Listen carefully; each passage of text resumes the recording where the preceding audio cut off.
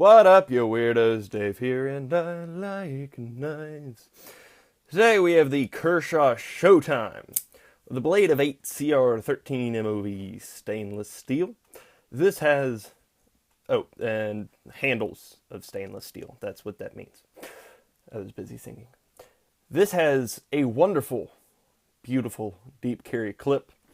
Only complaint with that is that I can't take it off and use it on anything else because they got fancy and unique with screw placement, so not really other compatible, which is upsetting for me.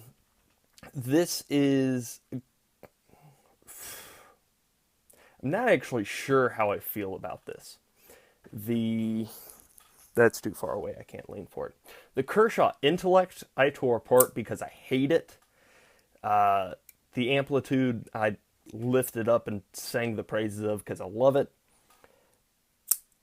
I'm not entirely sure where this sits for me. I have a dozen reasons why I definitely don't like it, but I don't think I can fully bring myself to hate it. I'm not sure why. What I can tell you is that facts before we get into truth. We have a blade of 3 inches, a handle of 4, a this way of 1.2, and a this way of 0.5 inches. Nice back spacing, it's skeletonized, so you can clean that very easily. Weighing in at 3.7 ounces, almost 4. It's a little bit heavier than most knives this size, which is interesting for me. I'm not entirely sure why. I guess these scales are stainless steel and thicker than most other knives this size.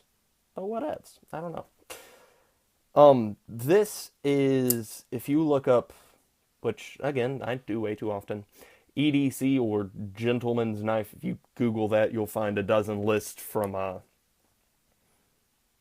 don't even remember, everyday carry, blade forms, whatever. You'll find a dozen lists that herald the Kershaw Showtime as a classy gentleman's knife. And is that just because it's two-tone? Because part of it's black, so it blends? I don't know. What I do know is that this knife is terribly frustrating for me because it's making me move my lighting around again. Because I'm nice and prepared. There we go. I gotta be able to zoom in on this. That ought to work. Because the complaints that I'm going to be rifling through next are very detail specific. I have here listed terrible finish, and that is because this is uneven. If you look at the end of the silvery portion, down, there we go. If you look at that, all right, check it. It's in the crease of my palm. Now look at that. It is way further. These are uneven. The finish on that is uneven. Does that make sense? Why is it like that? I really should have listed these complaints because I've got a dozen of them and I can't remember all of them. There we go.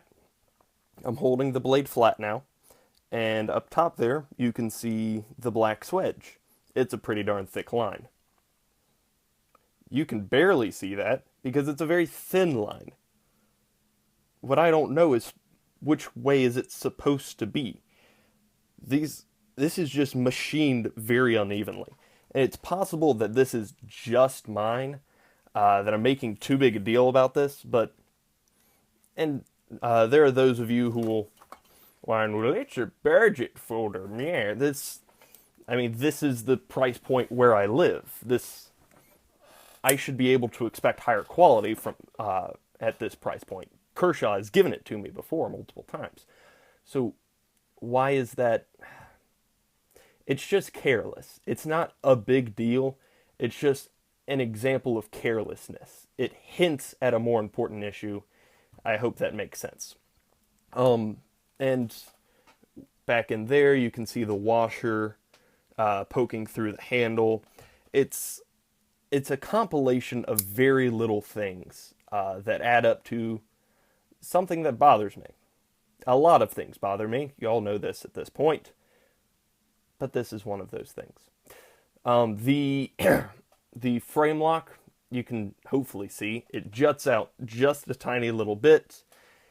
Not as much as I would like. I want more material there so that I can grab it easier, because this is such a small and slick knife that it is a little bit a little bit difficult to cram your thumb in there to move it. But partially because this handle is machined a little bit more, and the fact that this is a great tip up. This is left or right tip up only. Partially because the clip's down here. My complaint with the Intellect is present, but not nearly as bad. Nothing is as bad as the Intellect. So it can be a little difficult to close, but it's not too bad. There's no jimping on the inside of this. I wish there were, but what else? That would push this closer to me liking it. This is Franklin Rexford designed and China made. That's why I say here, good flipper, but half-hearted lock. This whole knife is just half-hearted. They threw something together. Oh, let's make it two-tone so we can call it a gentleman's folder so people can take it to cocktail parties. And nobody actually cared about what they were making. They just threw something together and said, hey, people will buy that. And if you're going to put your name on something, make it, especially if you're going to charge a lot for it, make it something worthwhile. Make it something that you can be proud of. And this is just not that. It's not crap. It's not crap by any means. It's entirely, I can absolutely understand why you would love this. I don't understand why you would love this. I understand why you would carry this and enjoy it. There were several reviews that I have bought 3 Kershaws and this is my favorite. I can see that. I can understand that. But going back to the forums and lists and stuff, if you're listing gentlemen's knives, this is the best you got. Whatevs. Kershaw lists this as $48. Yes, I know I have a low battery. Kershaw lists this as $48. Knife Center for $30. Amazon for $31. Blade HQ for $30. I bought this from Cabela's for $40. That's overpriced. If I had bought this for $30, like Knife Center charges, I probably wouldn't be as disappointed as I am. That's what this is. The Intellect made me angry. This just makes me disappointed. That's what I'm going for here. So out of 10 stars, I give it a really. So if you have any questions, comments, or suggestions, please list them below. And other than that, have a great day.